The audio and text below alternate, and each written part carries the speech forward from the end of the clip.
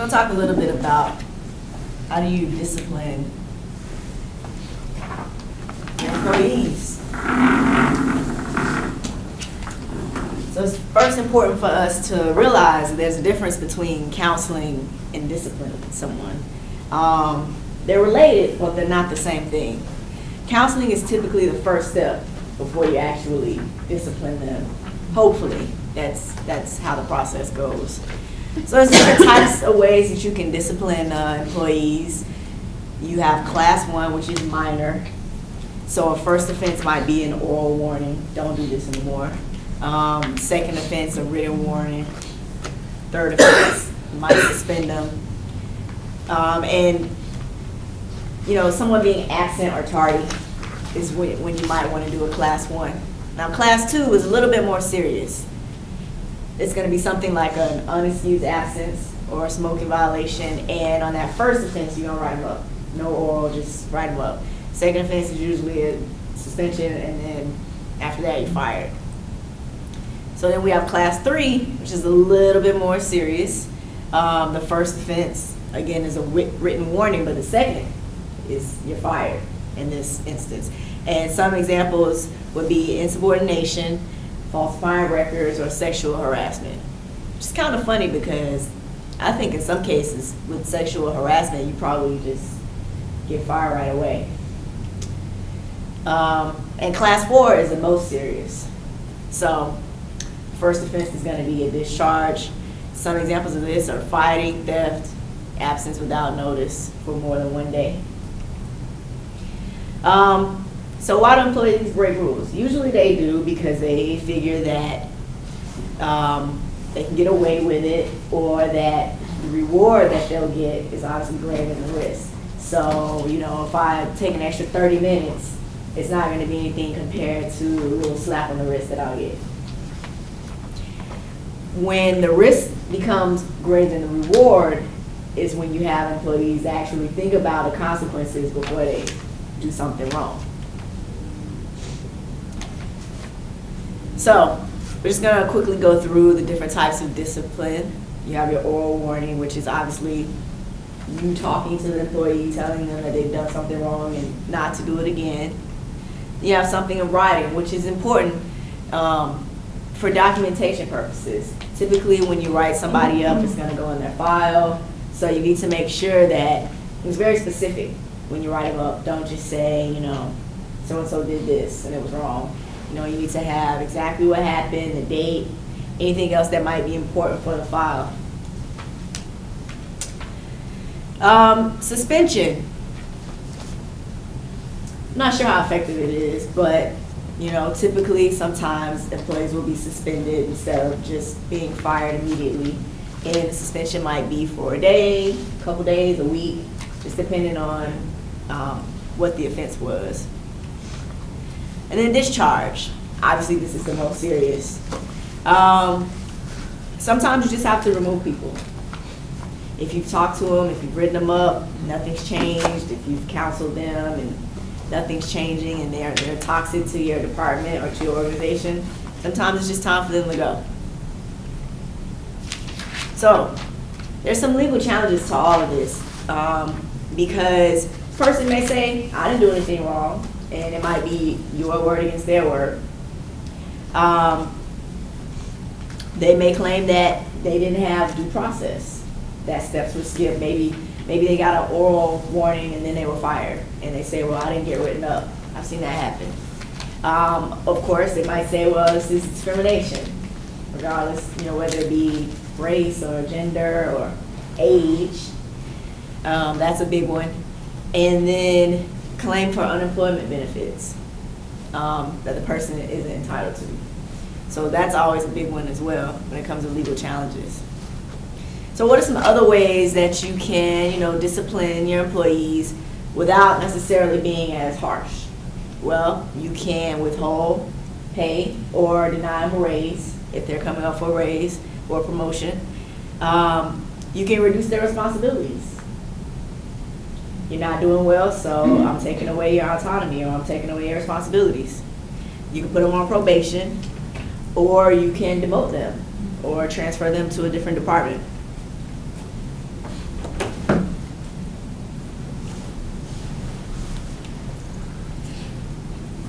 They may want to go back to school or do some continuing education. Well, you can deny that. Withdraw special privileges. If there's any special projects that were coming up that they were supposed to work on, you can deny that. So what about a non-punitive discipline?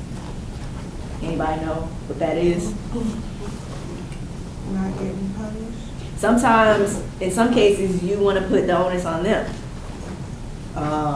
to kind of give them more responsibility for their actions.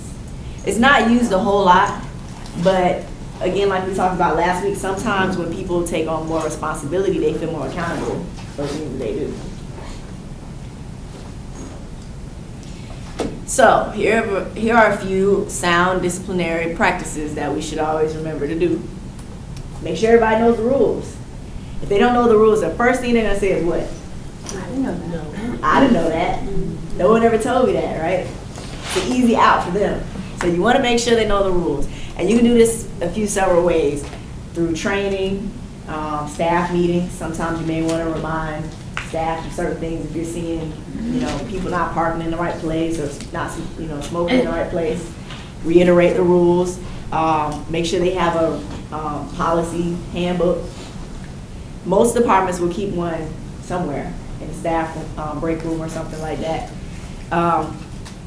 Don't let misconduct become habitual, especially if they get away with it once. They're probably going to try to keep doing it over and over. So you want to make sure it doesn't become a habit.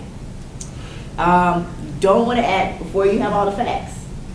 Then you're going to place yourself in a lot of trouble for acting prematurely. So you want to make sure that you have all the facts together before you try to discipline someone. And I always recommend in private. You want to make sure that you're doing this on a one-on-one basis so that no one's embarrassed, no one's gossiping about it later. So you always want to make sure you do it in private. Don't play the do as I say, not as I do. You want to be a good example. If you want people to follow the rules, you as a manager need to follow the rules. Use punishment only as a last resort. Try to think of other ways that you may be able to get through to the employees besides just putting them on probation or suspending them. So what should you know as a supervisor? Well, you obviously have to know exactly what the behavior is or what has been violated. You can't, go on an assumption that they've done something wrong if you're not sure. You have to know the scope of your authority. There may be something, some type of discipline that you're trying to do that you really don't have authority to do. You may not have the authority to fire somebody. So you want to make sure that you're not stepping out of place by saying you're fired when you really don't have the power to do that. When that's something that has to be, ran by a higher manager or HR or whatever it may be. And a lot of times HR do request to be in the loop on things when it comes to somebody being discharged, especially for legal purposes. You should always assume that employees want to do good work. We hope that you're hiring good people. We hope that you've done a good job at your recruitment and your screening. So we should always be assuming that they want to do good work because we've done a good job at hiring. You should assume that you may be partially to blame. It might be your fault. Maybe you haven't set a good example. Maybe you haven't followed the rules. Maybe you haven't done a good job at explaining the rules or telling them what the rules are. And you should assume that there's multiple options available. So once you do have the facts, you have to act quickly. We talked about, how acting on something later might be detrimental to both you and the employee. You want to make sure that you're fair. And document. Always document everything. Even if it's an oral warning, I would be documenting that in my own file. I told this person today that, I always want to document. So, as a supervisor, things you don't want to do. Don't let bad habits develop. If you see it, shut it down right there. Actually, you're supposed to be doing it this way. This is the way we do it. You're doing this wrong. Always be apologetic. You want to be fair and mannerable and respectful. And don't hide behind management. Well, the management said the first thing that's going to do is what? Turn your employees against the organization. When you try to put the blame on the management, it does nothing but just turn them against the management or the organization.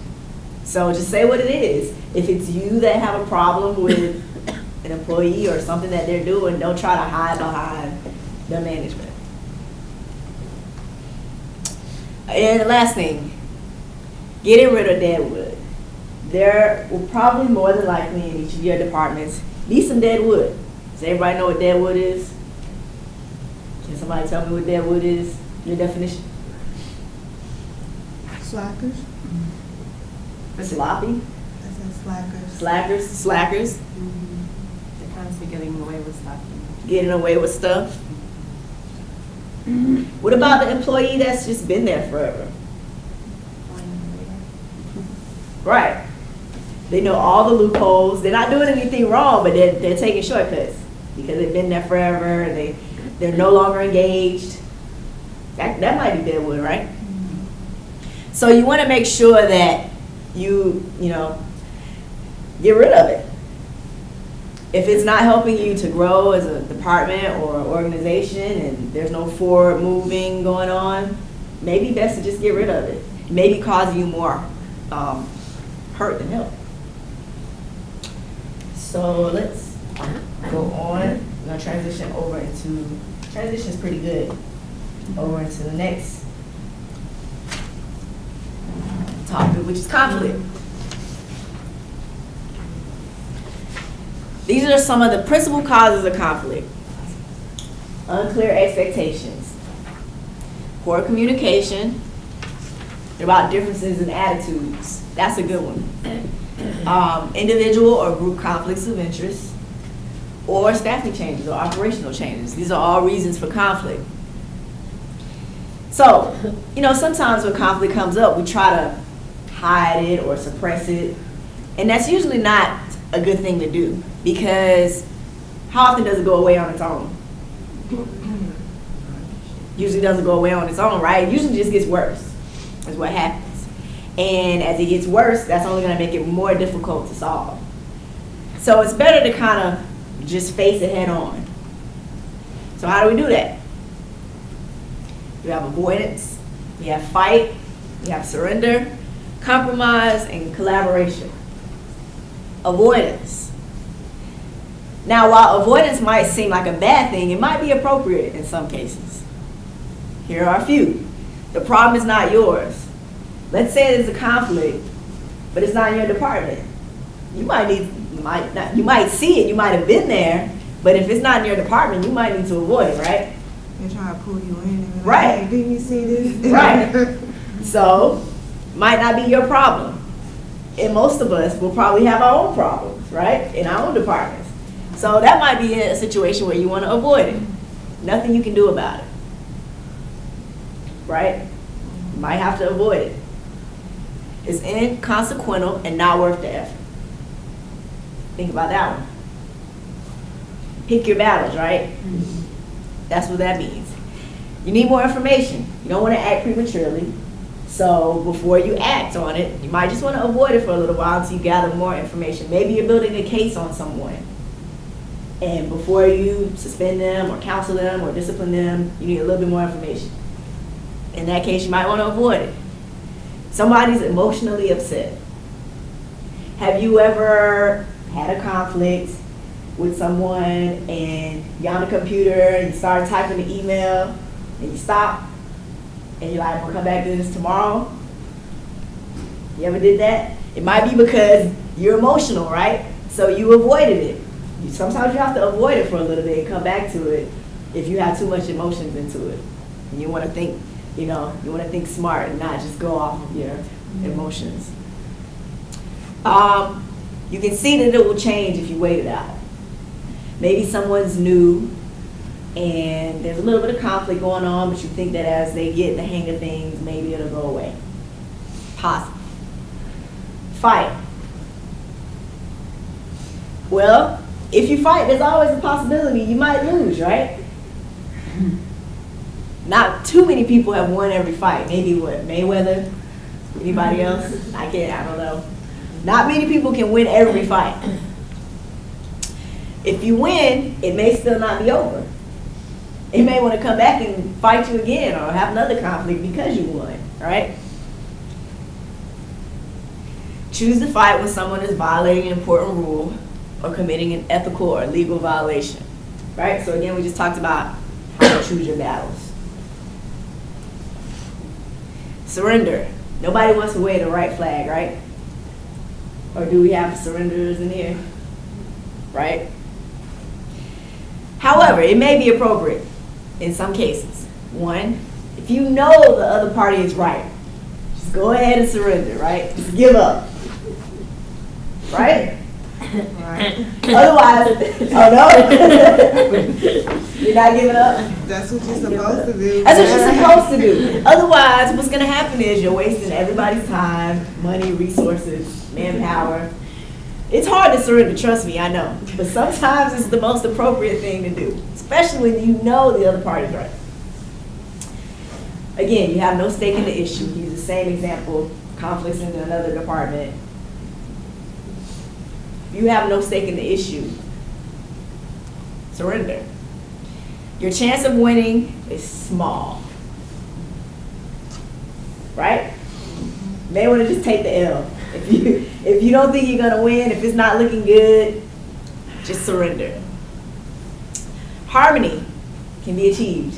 If you know that surrendering is going to create a better work environment or maybe improve morale, might be worth taking the L and surrender, right?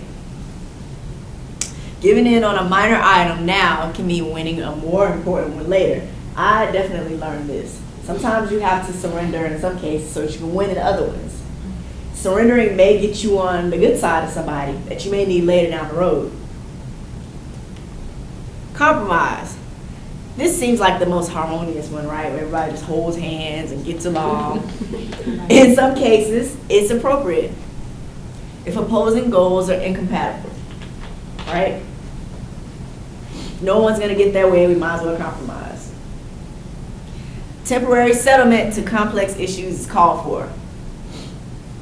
Seems reasonable, right?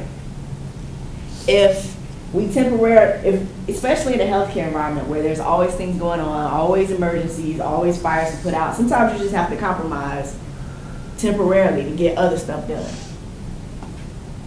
Time constraints dictate the need for an expedient solution. Kind of same thing.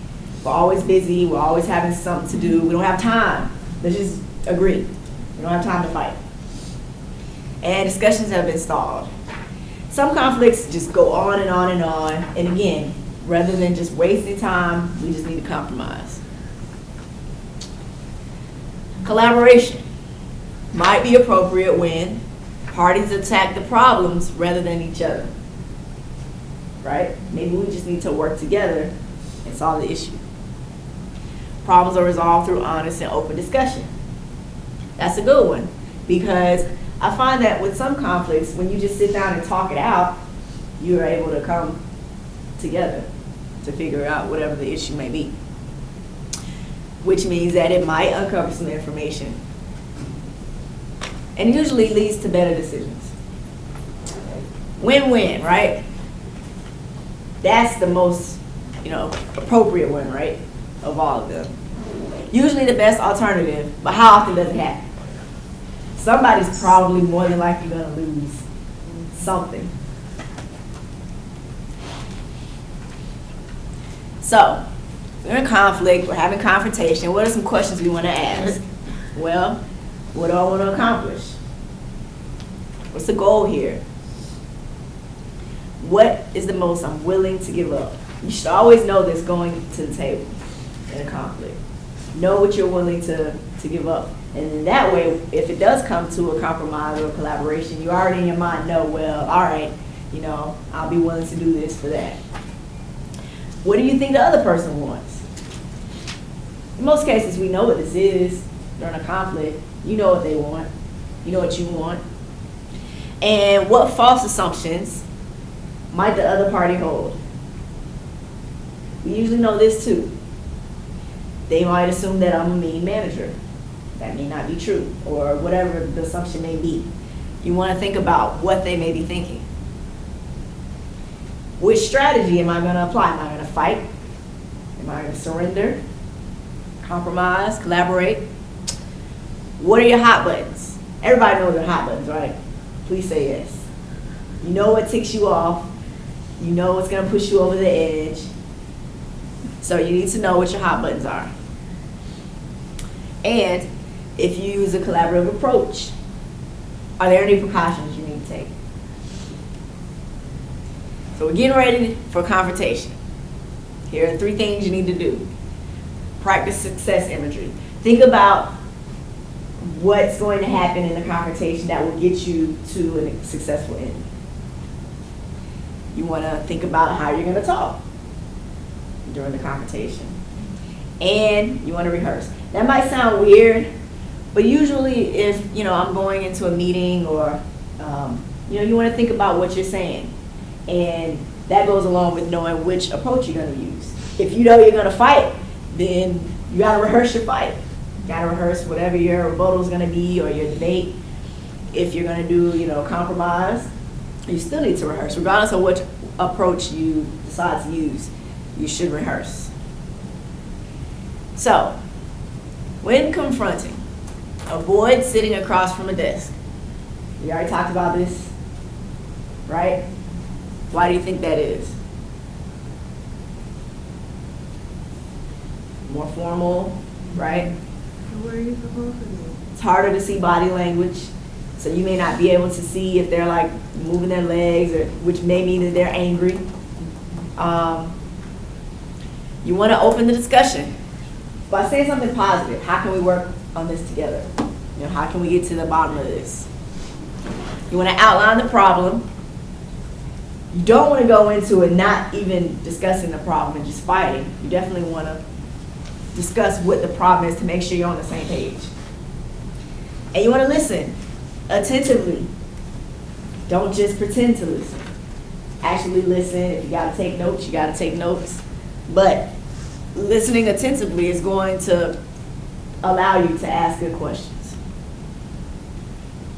Again, you want to make sure that you show that you're interested in what the other party wants. So ask them what they want.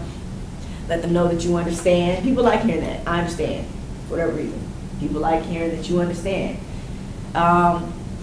Use a person's name. Why do you think that's important? You don't want to just say you, or, try to, it shows respect. Try to address the person by their name. It may make them feel like you're not accusing them as much. You want to emphasize your inability to change the past. Talk to the person, look, there's nothing we can do about the past. Let's look forward. What can we change in the future? Stay cool and calm. Again, keep your emotions out of it. Stay out of your feelings. Leave your feelings at home. And to be more effective, again, you want to be prepared. We talked about rehearsing. Choose the best time and place. Why might time be important? You don't want to be in a rush. Don't want to be in a rush. So having the meeting or the confrontation 15 minutes before 5 p.m. might not be a good idea, right? For whatever reason. They're going to be in a rush to leave. They might be tired. What if they had a bad day? And then you go into this meeting. How productive will it be? So you want to make sure that you choose a good time and place. Don't look at the person as an enemy, but as a partner, somebody that you're trying to work with. You want to focus first on agreement and then move on. And you can be assertive, but not aggressive. What's the difference? Is there a difference? Assertive is like just taking charge.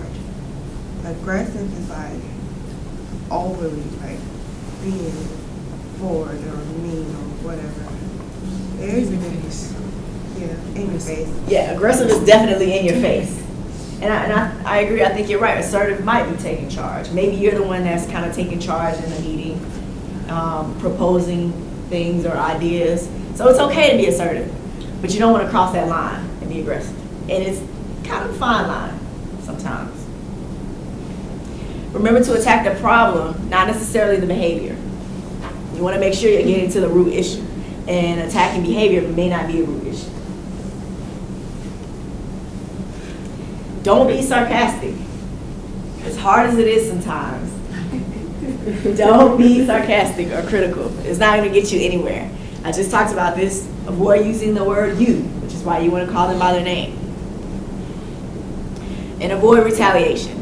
Even if they come at you, you may not necessarily want to retaliate back. Somebody has to be the big person, right? Be aware of your body language. You don't want to necessarily cross your arms. Why not?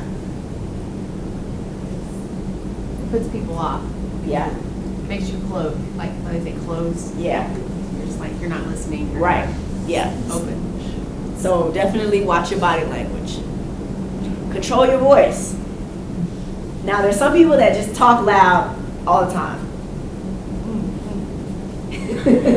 I know some people like that. You want to make sure that you are controlling your volume though. Your pitch. You don't want to, especially if it's a one-on-one meeting and you're sitting fairly close, there's no reason to separate your voice, right? The other person might assume you're angry or upset. You want to be diplomatic if you're facing some resistance. If you're trying to collaborate on something and you may not right away get to that point of collaboration, you still want to be diplomatic until you get there. Don't get stuck believing that your solution is the only one. Make sure that you're giving them the opportunity to also offer up solutions. And end on a positive note. Again, even if nothing is resolved in that first meeting, try to end it on a positive note. Whether that may be, we'll get it the next time, we'll come to something on Wednesday when we meet again. Whatever it may be, you always want to end on a positive note. So let's say you get in this confrontation or this meeting with this person that's angry. It's going to happen. Don't allow them to make you lose your cool. Stay calm. Don't make any comments about the other person being angry. What does that do? It always ticks them off when you pretty much pull their card and let them know that you know that they're angry. Right, they get more defensive. They're only probably going to get more angry. You don't want to lecture them or patronize them or belittle them or make them feel less than they are. Ask questions. Usually the person that asks the most questions controls the tone and the pace of the meeting or the agenda. Listen to their outbursts without interrupting. Make sure that you understand the problem. And just because the other person is defensive doesn't mean you should become defensive, right? So avoid becoming defensive. All right, so now we're moving into cultural diversity. Most of you guys know about diversity management, right, in the workplace. Basically deals with the way that organizations promote people from different backgrounds or embrace it. So what are cultural core values? These are the ones that we hold within ourselves. They typically affect, our goals, our beliefs, our behaviors, right? And they obviously can affect how we work in the job. But we also have corporate values. Those are going to be the values of the organization. We've kind of talked about these before. We talk about the mission, vision, and values of an organization. So these values are supposed to kind of guide the employees into how they interact with the customers or the patients in the organization and how they treat each other. So a corporate culture will involve their values or embrace their values. That's typically the environment of the organization, corporate culture. So the best situation is when corporate values match your own personal values, right? It's kind of hard working somewhere where your beliefs are not in line with what the organization's beliefs are, right? It can cause a lot of dissension within you. And when this happens, you might have to make some changes, right? Have any of you ever had to do that? A good example might be someone who works at Smithfield, right? They may not necessarily agree with Oh, yeah. slaughtering animals, right? But obviously, that's kind of what the organization, that's why they exist, right? So in that situation, there might have to be some modification. Might have to be a little bit of changes within your own personal values so that you're in line with the corporate values, right? Another example, probably a less gruesome one, might be someone who works in a hospital that's religious-based, Catholic, or that may not agree with certain procedures that are done and don't have those procedures done in the hospital. Well, you may have a different core value or core belief. You may have to modify it a little bit. So what are the elements of a diversity program? Well, most have diversity training, and that's becoming more popular. You'll see with most organizations now, at some point during the training, they'll discuss diversity at some point. It also involves monitoring, doing periodic audits. Those types of audits might include just going through the HR files to see what the percentages of different ethnic backgrounds within the company. What about holding managers accountable for reaching the organization's diversity goals? This might include recruitment or hiring if the organization has certain goals. Providing assistance to workers who have family problems might be something. Maintaining communication with the organization's commitment to diversity. And making mentors available for workers who need support and advice. So as a supervisor, we definitely need to be affluent in diversity management, right? So here's some tips. Remain alert to assumptions and do not let them go unchallenged. Why is that important?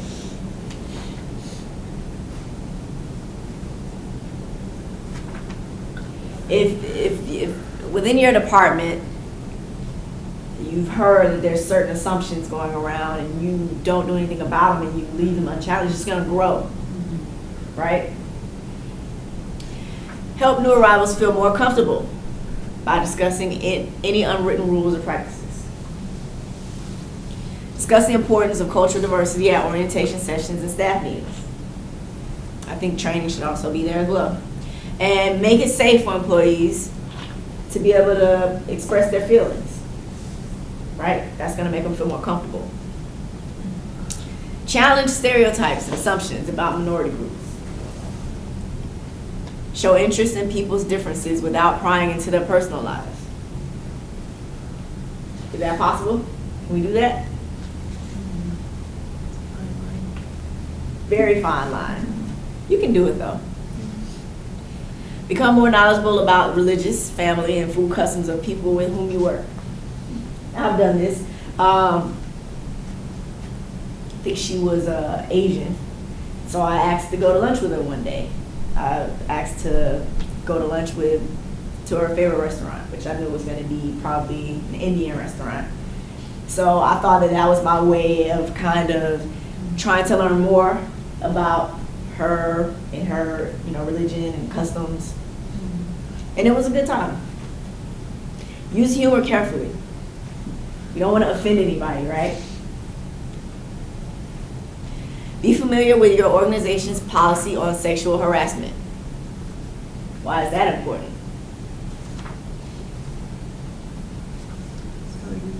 You don't want harassment to be happening in your department and you haven't done anything about it because you don't understand what the policy is, right? That could definitely come back and haunt you later. Involve representatives of all minority groups in the decision-making process. I think it's always important when you're putting together teams and groups to try to make sure that it's as diverse as possible. Allow minorities to wear their ethnic clothes or hairstyles, unless they interfere with the work or offend customers. How do we feel about that? This is where it comes into play when we talked about the other day, where we have to ask ourselves those questions. Because just because it may be offensive to us, doesn't mean it may necessarily be offensive. And encourage all employees to get to know the people around them who are different. How do you do this? How might you do that?